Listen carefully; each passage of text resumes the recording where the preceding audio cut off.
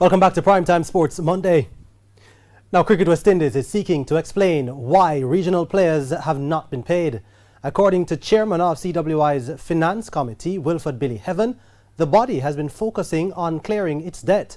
But as we hear in this report from Renardo Brown, Heaven expects normalcy to be restored before the end of the year. In response to a story carried by the Gleaner on December 1, Chairman of the Finance Committee for Cricket West Indies, Wilfred Billy Heaven, has given assurance that the problem of players not being paid will be resolved before month end. The players will be paid before the end of this calendar year. As I said, the facility that we are negotiating within the next week or two, that should materialize because it is set on a condition of doing some other things. According to the Gleaner article, the problem of late payment has persisted for the better part of a year. But Heaven, who is also president of the Jamaica Cricket Association, says the issue was unavoidable. I don't want to make any excuse for the CWI, but late payment to players and staff is not a new phenomenon. This has been happening for the last 2 or so years.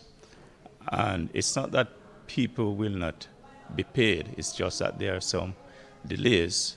But based on a meeting that I chaired yesterday of the Finance Committee, the CWI will very soon be in a position to offset all its obligations.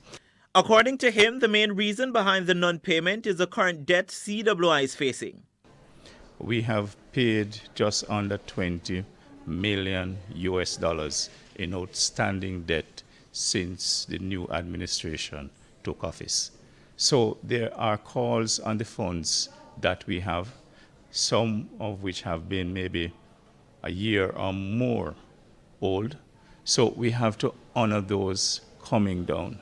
It's not that we have ignored our players because we rely on them as our most critical asset.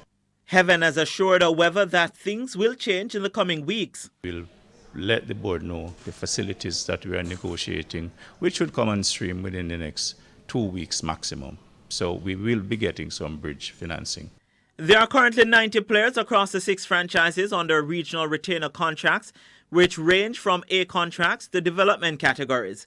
Players with A category contracts earn US $32,000 a year, or 4.3 million Jamaican dollars, which works out to be 359,000 Jamaican dollars per month.